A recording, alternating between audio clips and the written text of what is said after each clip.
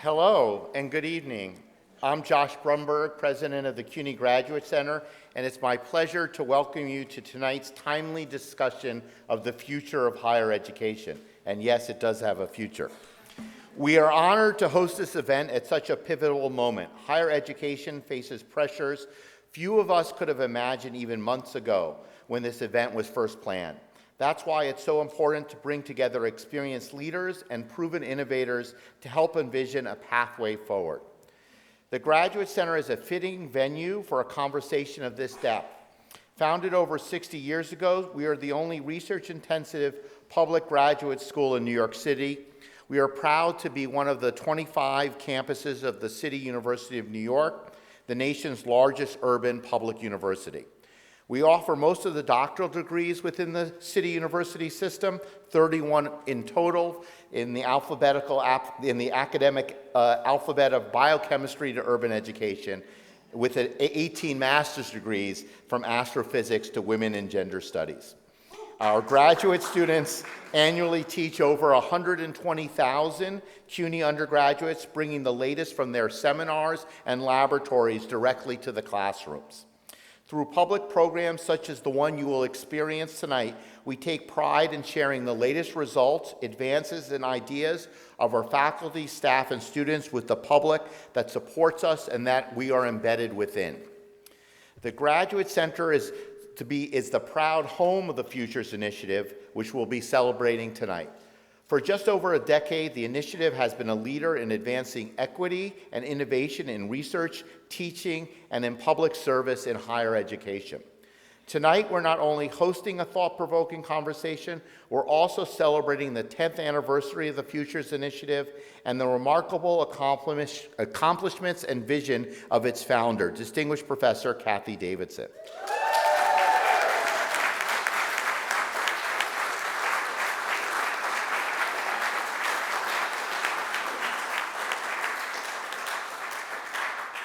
I'm proud to celebrate the enormous contributions that Cathy has made to our university and to higher education in our country.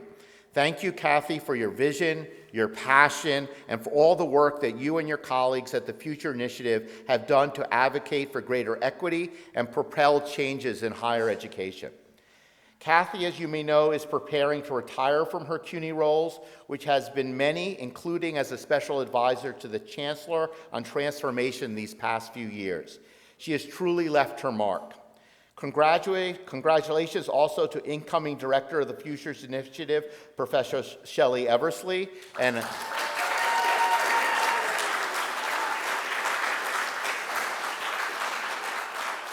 somewhere in the crowd, Executive Director Adashima Oyo.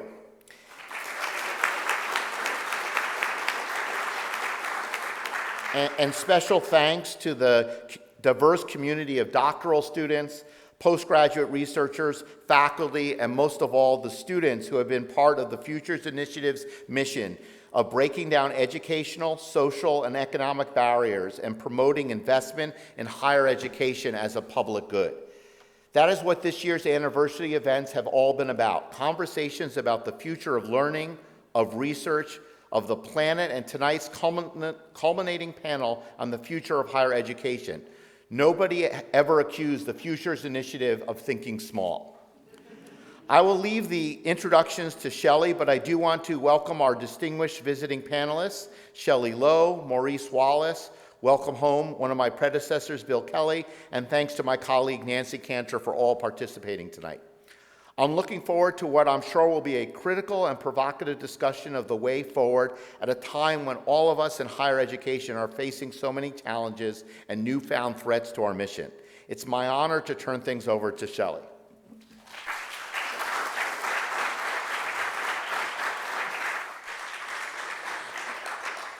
Good evening, everyone.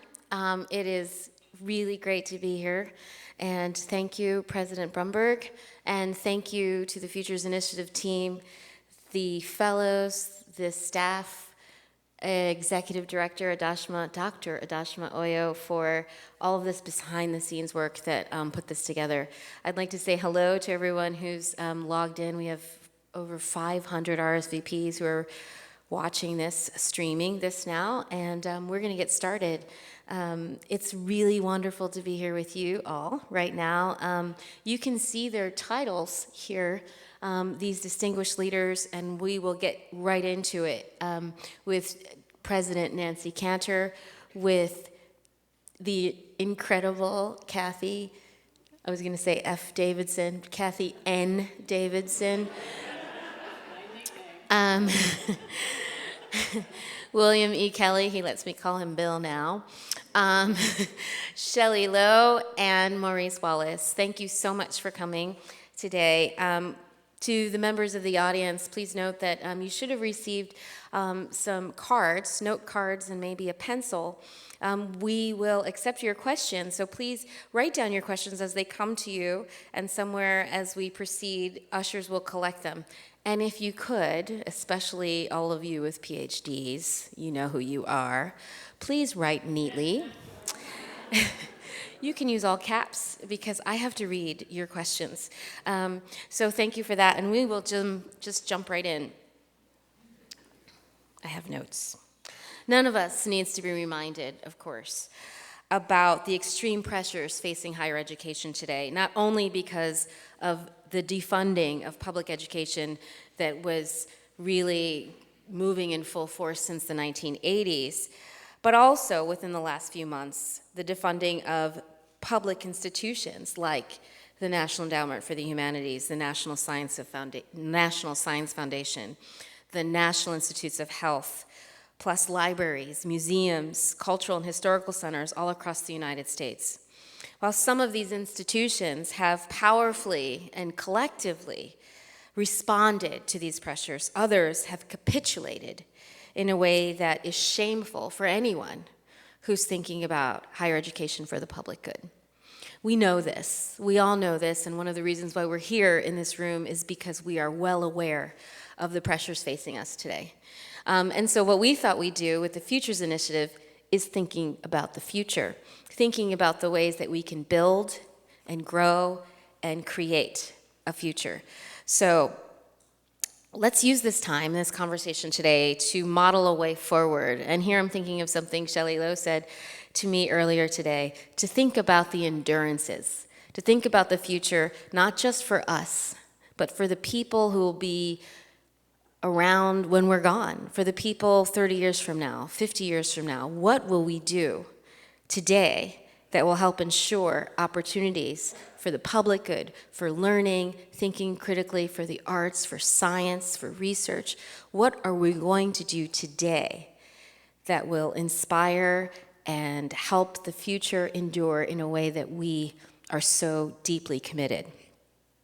We have such an incredible brain trust with us today, with these incredibly distinguished institutional leaders, people who have committed their careers, their intellects, all of their powerful minds to public higher education and higher education in general. And so let's use their minds, and when you're thinking about lists, let's take this opportunity to get into it so we can build and create something that will make us all really, really proud.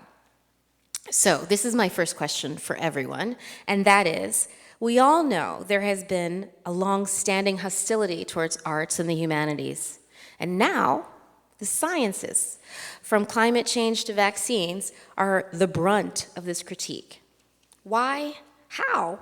What are some of the ways that all of the disciplines can work together to defend and fight for the importance of knowledge, research, and critical understanding? I'm also here thinking about institutions like the National Endowment for the Humanities. What are we going to do? NIH, NEA. So here's the question. What are some of the ways that all the disciplines can work together to defend and fight for the importance of knowledge, research, and critical understanding?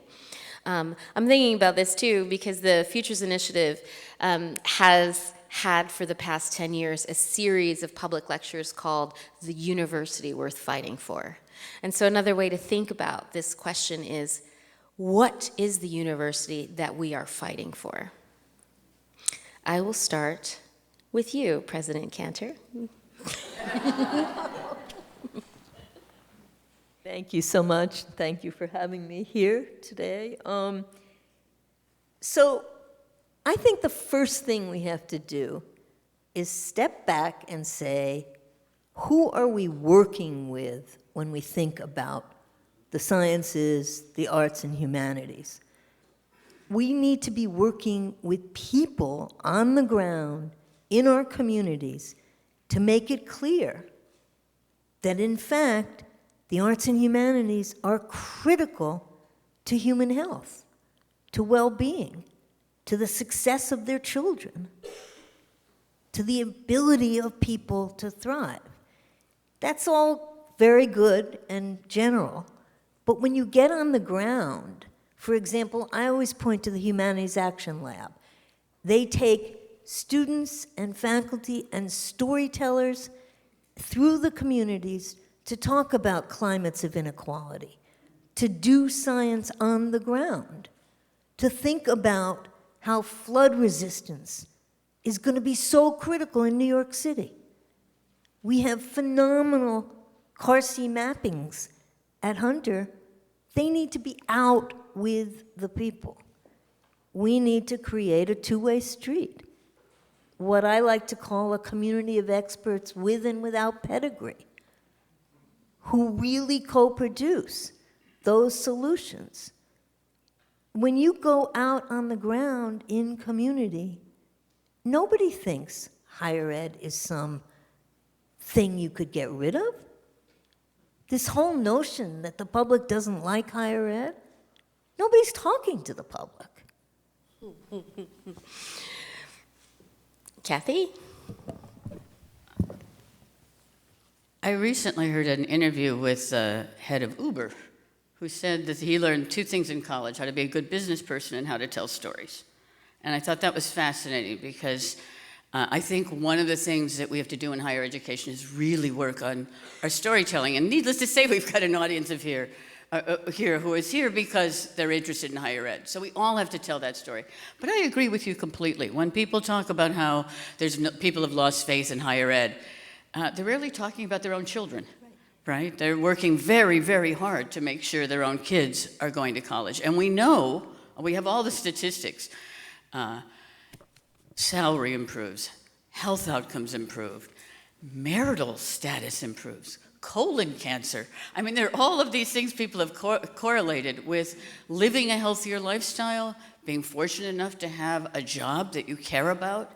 Our students at CUNY don't have to be told about the importance of higher education. They're often our students are often the people from their family who are the first person to go to college.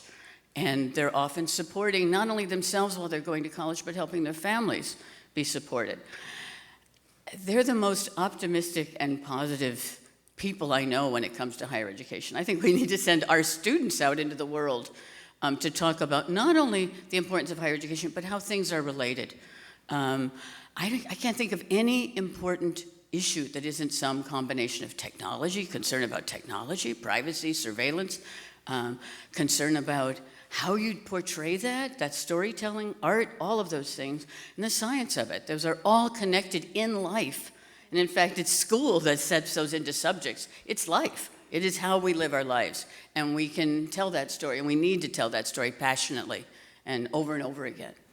Thank you, Cathy. Thinking about this, the people, Nancy, the idea that we learn inside and outside of the classroom, and Cathy, the idea that storytelling is as important as science. And I'm thinking about this in terms of the university we're fighting for, and I'm looking at you, Bill Kelly. I get to call him Bill. I'm thinking about, I know everyone calls him Bill, but I feel very special nonetheless. I'm thinking about you, Bill Kelly, having served as the president of a university and also director of a research library. What is it that we're fighting for? Yeah, that's a great question, Shelly, and I'll build on both Nancy and excuse me, Cathy's responses. Perhaps a somewhat darker tone, but building on what they had to say, this is a kind of recherche le temps perdu evening for me. 25 years ago, I mean, it's horrifying to think that, on this stage, I had a public conversation with Jim Duderstadt, one of predecessors and good friend of many of us on the stage. Jim had recently retired after a distinguished career at the University of Michigan, and he was involved in the Millennial Project that Vartan Gregorian was writing, and he was talking about, yep, you guessed it, the future of public higher education. And he and I talked for about an hour and a half that evening. It was a remarkable conversation. And I asked him some version of the question Shelly just asked us. I mean, what are we defending? What is the nature of the university? What are the biggest challenges? What would you change after your long and distinguished career? And Jim immediately said, look, I would like to rebuild the relationship between the University of Michigan or all public universities and the funding constituencies. By that he meant taxpayers in the state of Michigan. He felt that that connection, which had been born in 1862 with the Morrill Act and the land grant, had been severed to some extent. And that what Jim said was that everything we want to do and all of the challenges we want to meet depend upon allies. Allies who understand the importance of what we do, of what our contributions to their lives, to their children's lives. And then he ticked off a lot of problems under the general subsuming category of demography is destiny. And he talked about aging populations, particularly in the upper Midwest. He talked about demands for tax relief, for security, for housing, for fear about Social Security disappearance, social safety nets. And he said, how do we persuade them, because many of them are aging and their children are not in college at this point, how do we persuade them of how important the University of Michigan is and why they should support it beyond the question of football teams? And what he said was, it's very simple. We need to make ourselves indispensable. And for me, that has been the kind of North Star in what I've done, the work that I've been fortunate enough to do at CUNY, at the New York Public Library, at the Guggenheim Foundation, whatever, that for people to care, they have to see you as indispensable in their lives. And that is the challenge that we confront, sometimes easier, varied on discipline, but it's a challenge for all of us. Thanks, Bill. Hi, Shelly. Hi, Shelly. This has been a fun day. It has. Do you want me to answer the same question? Well, I can actually refine this question, especially as I'm looking at you and Maurice Wallace. Hi, Maurice. Call me Maurice, yes. And I was thinking about something that Bill just said. And Bill just said allies. And there's this great book by Jodi Dean called Comrade. I don't know if anyone's ever read it. I think she's a political scientist or a political theorist.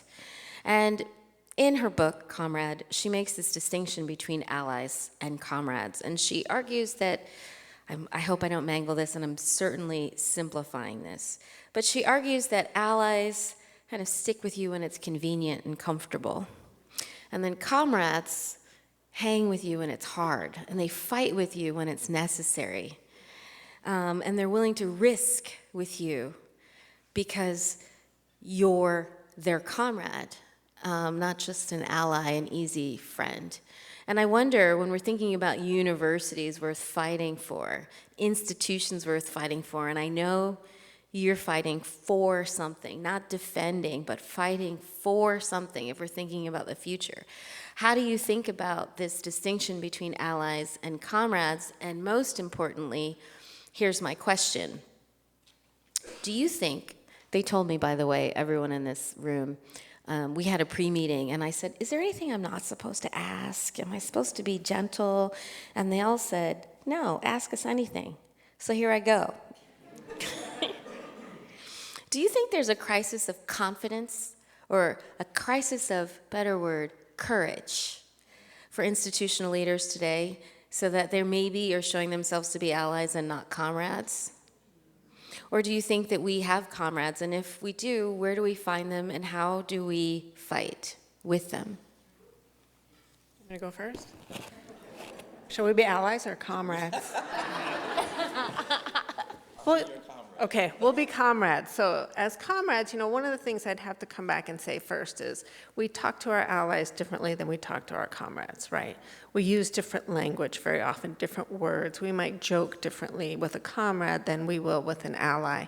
And that means we're not quite sharing all of the information with our allies the way that we will with a comrade to make them be on our side, right? And to really support the work that we're trying to do. And I think that it's going to come down very often to communication. So I have agreed with everything that's been said so far. We have a problem communicating to the public about what is happening. And is that about courage? Is that about saying I'm not standing up for what's happening? Or is it about just not having the ability and the knowledge to be able to do it? So I think we often have to think, this is an all-hands-on-deck moment, especially in higher education. Do not think that this is not that moment. It is that moment. Everybody needs to be talking to each other. Everybody needs to be making comrades with each other because we have to move forward in this together. And when we move forward in this together, we have to have the public on our side. When someone says NEH has cut funding to over 1,000 grants, right, a number of them in higher education institutions, what does the public think? They have no idea what those grants are. They don't know what that money went for. They don't know how that impacts them. Why is that? That's our fault. We haven't told them, we haven't shown them what that work is and how important it is and how it affects them in their everyday lives, right? We are not treating them as either allies or comrades, and I think that that's one of the things that we always have to be thinking about. What does the public know about what we do and about the impacts of this? So do I think that it's a lack of courage? I think that I'll go back to endurance, Shelly. Sometimes endurance means thinking about the long road and how long it's going to take to get there. And you're going to have to go slow, and you're going to have to go easy to make sure you can get there. And sometimes you really have to step it up. You have to jump over whatever hurdle that is, and you have to be as loud about it as possible. But I think we all have to assess for ourselves within your institution, within your communities, within your state, at what point are you at, and where can you do the best, thinking about endurance as the long run, right? Thanks. Thank you, comrade.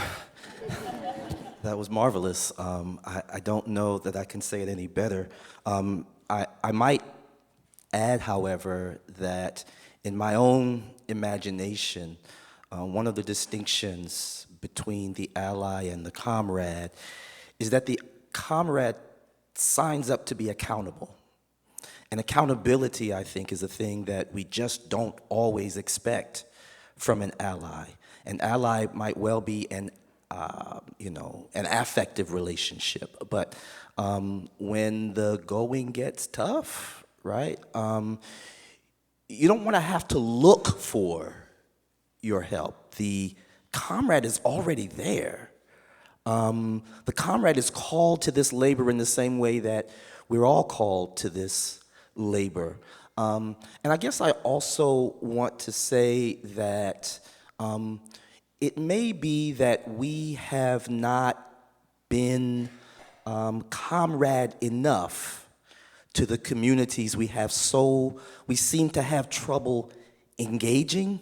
And it's not just the university itself, but the university has I think, a responsibility to understand that the community is not them out there, but the institution is also a part of the community, and the community is also a part of the institution. I mean, the staff, the faculty, the leadership that makes the university go, we don't live our lives entirely in a kind of academic vacuum, nor do any of the people who labor diligently at a university. And so I want to try to imagine what it looks like for a university to talk about us and not mean only those who occupy space on a campus. I want to know what it looks like for an institution to refer to us and have in mind not only academic leaders, academic workers, academic laborers, and support staff, but to think about a broader audience, the audience that a public lecture should invite. And I hope that this institution continues to offer the annual public lecture and be very serious about what it means to invite audiences to a public lecture and make it easy enough for that public to attend those lectures, to advertise public lectures in such a way that the public is interested in and engages, maybe not even just interested in, but uses platforms where that public finds itself, where the public sphere is talking. Yeah, and I guess the last thing I'll say, because I know we're supposed to be short here, and that's sometimes hard for me. I want to suggest that Bill, if I may, is He's my friend. You can call him Bill. Okay. Thanks, Bill. I think he's absolutely right to say that the university has to demonstrate that it is indispensable. But I want to suggest that academic workers have to also demonstrate how we can be irresistible. There's a certain passion, a certain power, a certain energy, a certain force that Cathy Davidson modeled for me many, many moons ago now. I was her student at one point. And tonight, just in her comments, she reminded me by the content of them, by her manner, by her thoughtfulness, of how excited and enthusiastic her modeling of an academic life, the life of the mind, how inspiring it was for me. And I just want to offer that her model is something I'm always trying to pay forward to my students and to the community that exceeds the campus wherever I have an opportunity to engage them. So thank you, Cathy. Thanks, Cathy. To just say one personal comment really quick, I look out and I see former students, former colleagues, current students, family who've come from all different parts of the United States to be here. It's extremely moving, and I'm going to now stop that because I got a show to put on. Maurice, I wanted to pick up on your point about how we're part of the community. And I want to refer to a class that Bill and I co-taught in 2015 called The Future of Higher Education, where we chose 15 students. They had to be in 15 disciplines from computer science to art. They were all graduate students, and the other requirement is they had to, that semester, be teaching an undergraduate class at one of the CUNY undergraduate campuses. And the first day of class, we walked and we said, "Hi, I'm Cathy Davidson, I'm Bill Kelly. We're gonna leave now, you're gonna make a class for us. We're coming back in 45 minutes, and you 15 people from 15 fields who've never met each other before, all graduate students, are gonna design a class." They were like, "What?" We went away, we came back after 45 minutes, and the students were like, go away, we're not through yet. And they had designed a class. But one of the things we did is each week, somebody would have some new educational experiment that we would all read the theory about. And that week, they would go try it out on their undergraduates and get feedback from their undergraduates. We also put on an insane project at the end where every one of the undergraduates brought family from all of those schools to the Graduate Center, and we had a showcase of work done by the undergraduates. And a project I'll never forget, and this goes to your point, was one of our students was teaching at Baruch College, and there was a Kehinde Wiley exhibit at the Brooklyn Museum of Art. And she said that she would give an A to any students that could find 5 students of her unique students at Brooklyn College, find 5 people who had never been to a museum and bring them to the museum. Brooklyn Museum of Art let everybody come in free. These students put up placards all over Brooklyn in Korean, in Japanese, in Mandarin, in Spanish, in Russian, and said, we, these students, are going to be your docents. And these students were docents for these community members who came by the hundreds. And of course, the most wonderful students who were there were the grannies, who felt so proud that their grandchildren were taking them on tours of the Brooklyn Museum of Art. It was amazing, and that was one of the most remarkable experiences. It surely was, and it goes to the point that I continue to make in these difficult times. The work needs to become visible. I mean, we all understand the value of the work, but the work needs to be visible. Cathy's example is a good one. There are 100 others that I'm sure each of you can think about, but it's not sufficient just to do the work. It's essential to also make it visible, to your point about comrades. Can I take that one step further?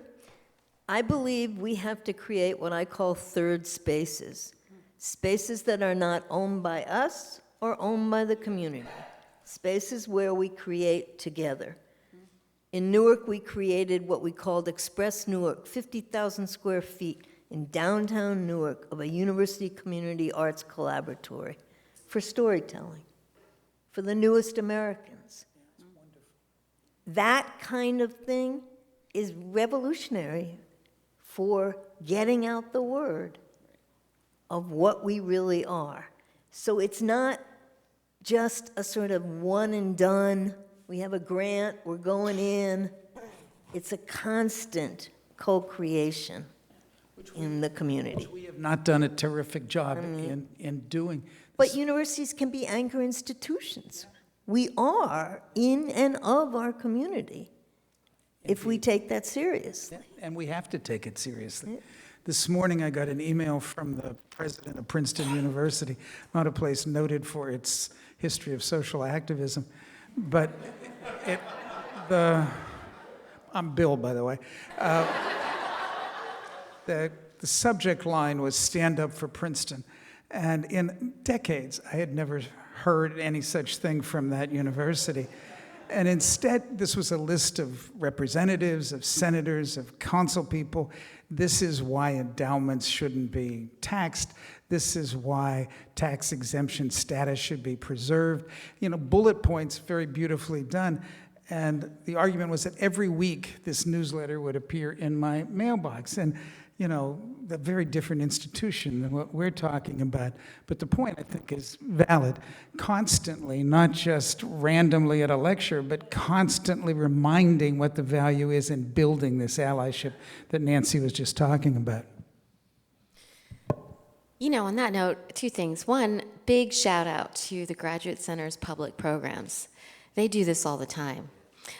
We do this all the time, and thank you all for coming and for staying on their mailing lists and for reaching out and making time in your day to be part of this conversation. I'll also remind you that you can write your questions down on a note card as neatly as possible, and ushers will collect them, and so you can get in on this conversation.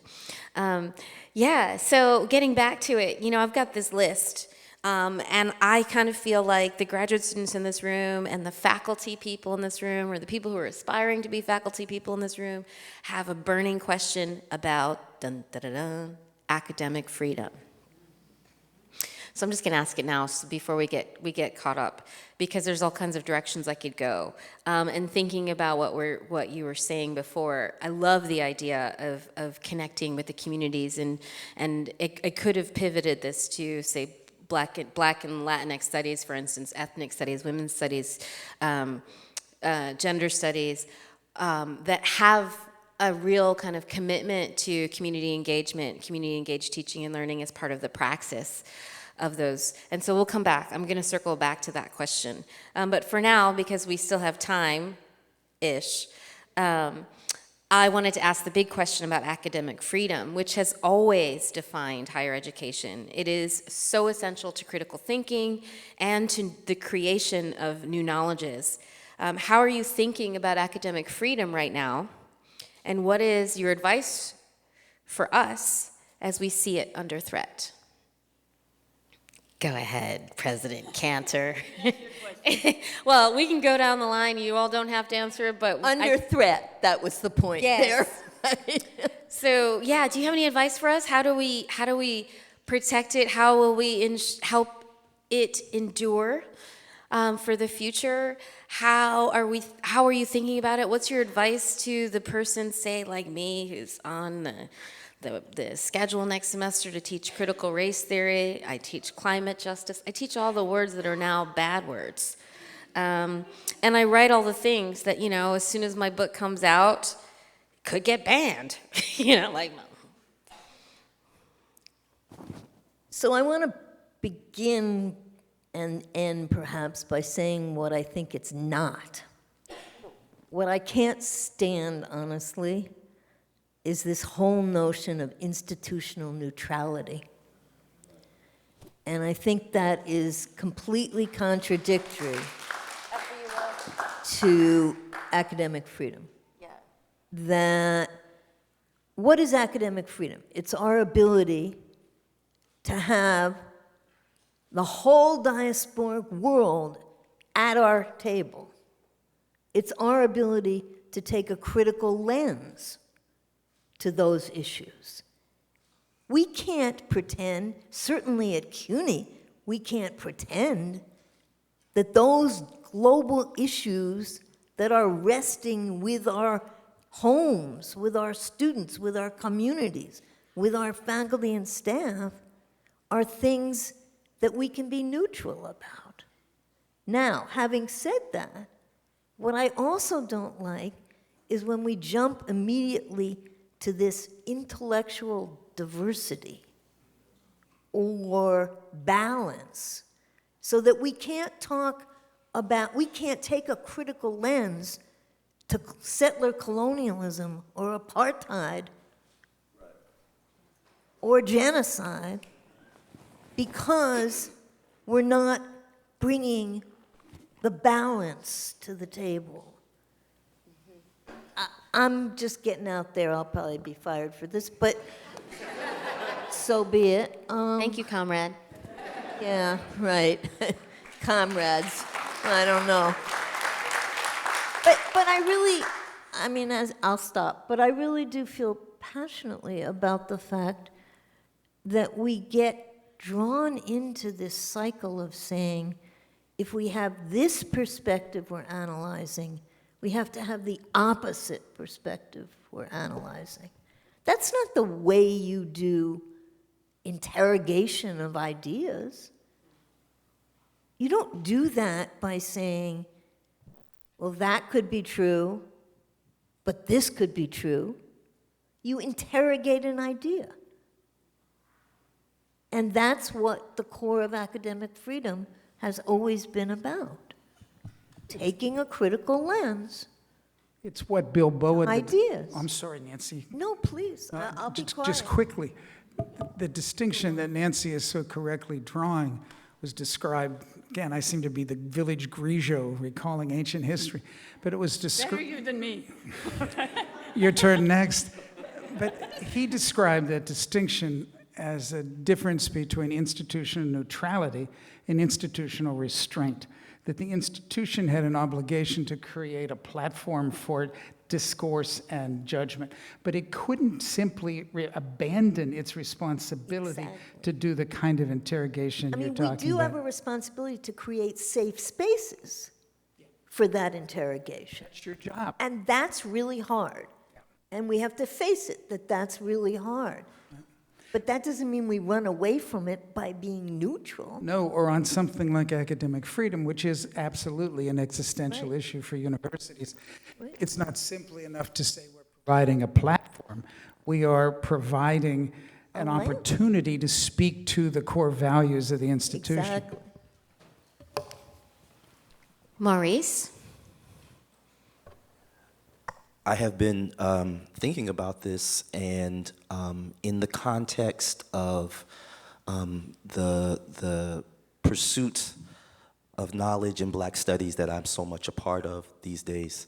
And I was reminded myself that one of the most curious representations or invocations of academic freedom is in Martin Luther King Jr.'s letter from a Birmingham jail.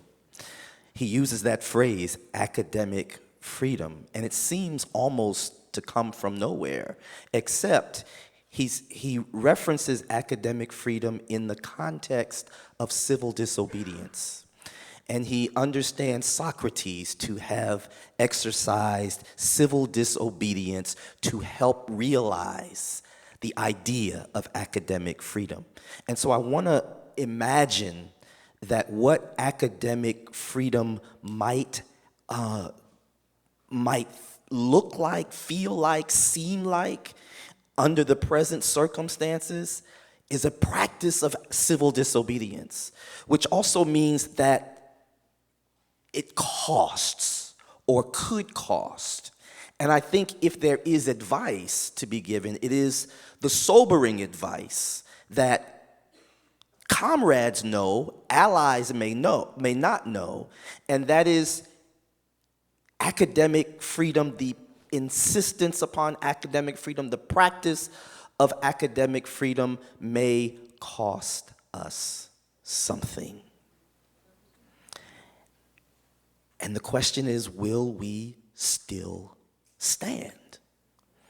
Which is both advice and a challenge to us all, I think. And it's about endurance, right? And I'm going to go to, thank you, comrade. I want to ask, when did we have academic freedom at its highest and most open and supported era, right? When did we see that? When did we feel that? When did you feel like in universities that was supported and you could do it? Right, so then I go back to something one of my colleagues says constantly, elections have consequences, right? If we really want academic freedom, if we want to support academic freedom and the ability to really critique something and to have these open conversations, what are we doing to ensure that we are making democracy front and center, that we know that we are supporting voting, that we know that we are informing the public about how this plays a role, how everything intertwines together. I mean, Cathy and I were on the National Council for the Humanities together. You know, I started under Obama, she was on already, and then she left me, and under Trump, but we could see the shift in how you could do and fund research in universities between who's elected, right? So we have to really ask ourselves, when does it look good, and how do we ensure that we kind of try to get to that point to make it look good again, or make it accessible again, support it again? And to just drive home the point that we've been making, and then I'm going to turn it and talk about something optimistic, but the negative part is when you have people denying the science of vaccines, the science of epidemiology, books being banned, slavery not allowed in textbooks in many states. One of our colleagues from one of the Midwestern states, I'm a Chicagoan, no slur intended here, has a list of words that she can be fired for if she uses. And those words include things like social justice, woman, but not, I'm feminist, or a female or woman, but not man, black in certain situations. I mean, those are not neutral issues. I mean, if that's not academic freedom to say there are things that are true and real and important and worth fighting for, then why bother having universities? Why bother having education? My positive thing, and I don't know, is Leah Barlow here? She was saying that she might be. I don't see her. This is a woman who teaches at North Carolina Agricultural and Technical College, one of the historically black colleges and universities. She taught Introduction to African American Studies in the fall to 35 students and thought she'd do something cool and put her syllabus up on TikTok. 35 students, it was a great class. She did the same thing on January 20th, 2025. Martin Luther King Day, Inauguration Day. She put her syllabus on, gave a mini lecture, she left, she came back, and 1 million people had joined up for her class, right? Suddenly, 18 other professors at historically black colleges said, I want to be part of this too. My class is open for free. They've banned black studies at universities. They're saying slavery doesn't exist in my state. It does exist. We're going to make this free to anybody who wants to. Right now, not right now, That's the negative story. 4.5 million people signed up to these 18. There are advisors, there are counselors. They call themselves Hillman Talk University. If anyone is old enough to remember a different world from the 80s, the Cosby kids all went to Hillman University. So it's a totally made-up university that people are going to. However, TikTok is proprietary and surveillance, and now they're shadow banning the professors who teach it. So the numbers have gone way, way down because it's hard to even get to those. But the idea that I'm trying to make is there are many ways to be resilient, there are many ways to be comrades, and there's many ways to say, no, we fight for truth, and we fight for things that are real, and we need to know those things. And even if you try to take away our courses and our programs, we're going to find other ways of delivering those things. And that, again, is about the public. You know, to be part of Hillman Talk University, you just have to be on TikTok. You don't have to have a university degree. You don't have to pay tuition. It's there. And there are many, I love it that there are more and more things happening like that all over the country. I've heard the Columbia Law Dean who was fired is teaching her class on civil rights and law as a free class out in parks around New York now. And, you know, so there are ways to resist. What was the word you used, Shelly? Endure. Endure. There are ways to endure. Endurances.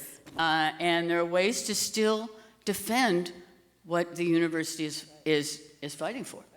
You know, Can I just sure. quickly underscore from what I hear Cathy saying is that even under the constraints we are justified to lament and resist, we also now have an opportunity, I think. And I think what's essential for taking fullest advantage of the opportunity that we have, a kind of, not an opportunity we have looked for or desired, but an opportunity nonetheless.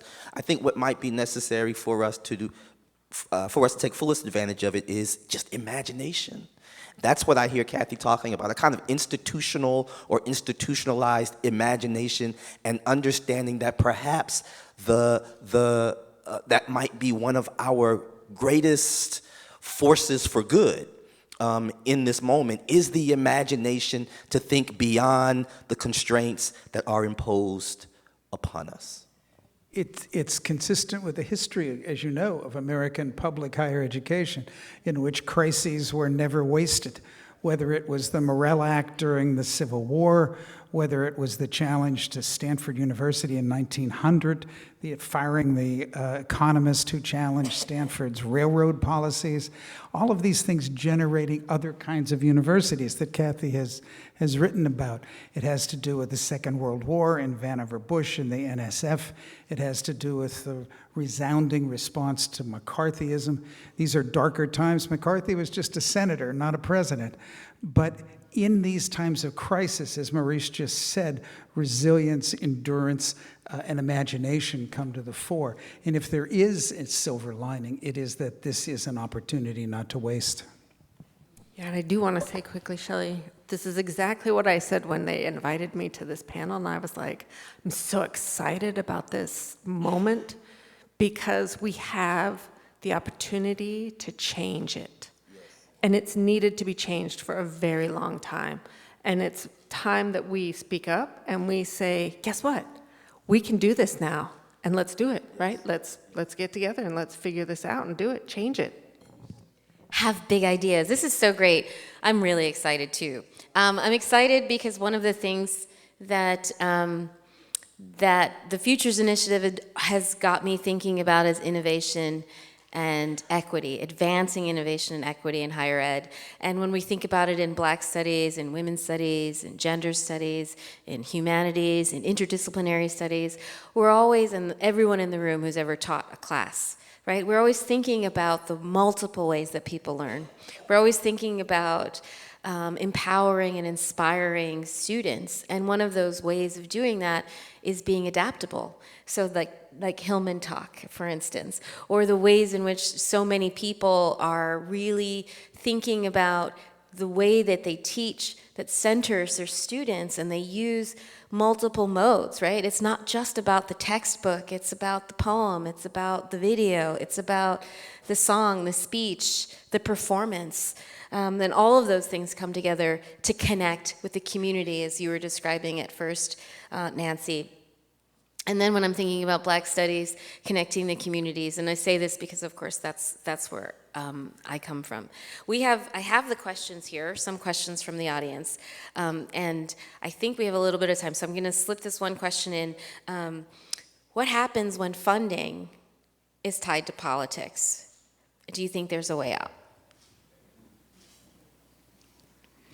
Didn't mean to abruptly change it. How about if I put this in context? Of course, we're talking about this. We're talking about building, right? And certainly a university like the City University of New York always has to be agile because it's always dealing with a limited budget.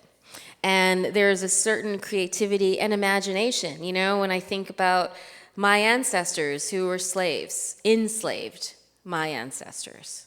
You can see it all over my face. This is the face of a person whose ancestors were enslaved.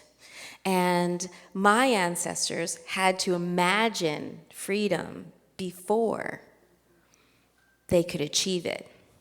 And one thing I love about the face that I carry, that I inherited from my ancestors, is also to remember that we have to imagine that the impossible is possible. And the only way we can achieve the impossible is with the imagination.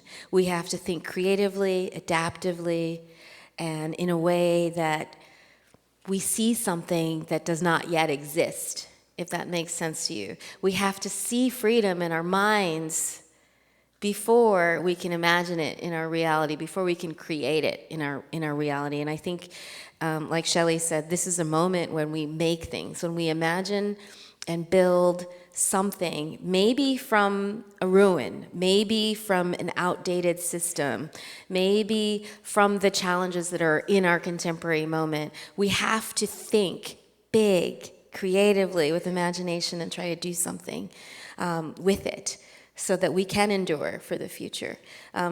Yes, go. This is great. And then I'm going to ask this question. We also have to think collaboratively. Yes. Higher education has been a ridiculous competitive ecosystem. Yes. And that's a big problem now. If funding is going to be tied to politics, we have to be tied to each other. And we have to be doing things together. We cannot be an isolated institution competing for that money that is tied to politics. We have to have alliances, and that's what we're doing now. I love it. I co-chair a national alliance of 590 presidents of universities on immigration and higher education. None of us by ourselves can turn around what's happening to immigrant origin students, to international students, and to refugees. We can't do it by ourselves. We have to do it together. And we can't be simply looking for funding from individual federal agencies that are turning against it. I love it. Collaboration.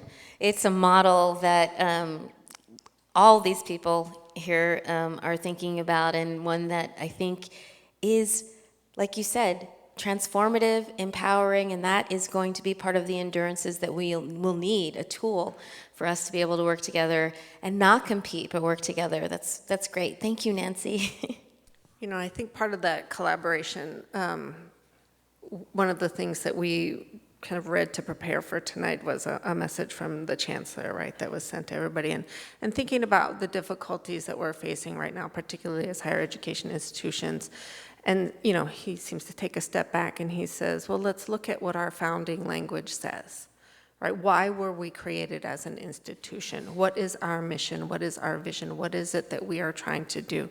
If you take the mission of institutions, higher education institutions, and you really break it down, a lot of them are exactly the same, right? They're all trying to do the same thing. And we can come together and be collaborative because we are trying to do the same things. We are trying to have the same impact with the public. And when politics gets tied into funding, gets tied into accreditation, into what you're supposed to be doing, you go back to your founding words and you say, no, this is what we were created for and this is what we are going to do because this was created before you in politics came into play or this came into play, and we have to keep moving that forward. Because how many institutions have changed their mission statements, right? We might update them a little bit, but we stick to that founding, I call it our creation stories, right? We stick to that knowledge and we move forward with that. Thank you, Shelly. Some of my favorite thinkers and institutional leaders and writers and dreamers always remind us that we have to believe that we can achieve the impossible. And we've seen it. And we're about to make history, to borrow Shelly Lowe's point. We're about to use our imaginations, to borrow from your point, Maurice Wallace. We're about to collaborate, to borrow from Nancy Cantor. We are about to be responsive to all the ways we learn, including making collaborations. Thank you, Bill. Thinking about libraries and thinking about the ways that we can transform without even spending money. And Cathy, thank you so much for inspiring. And, I've worked with you a lot in many different capacities, and she always says to me, your job is to inspire. And so on that note, I will say thank you, Cathy. Thank you, Maurice. Thank you, Maurice Wallace. Thank you, Shelly Lowe. Thank you, William Bill Kelly. Thank you, Nancy Cantor. Cathy F. Davis. I adore you. And thank you all for coming today. I hope you get home safely and that you think of yourselves as agents, historical agents. Find your comrades, and let's get to work. Thank you.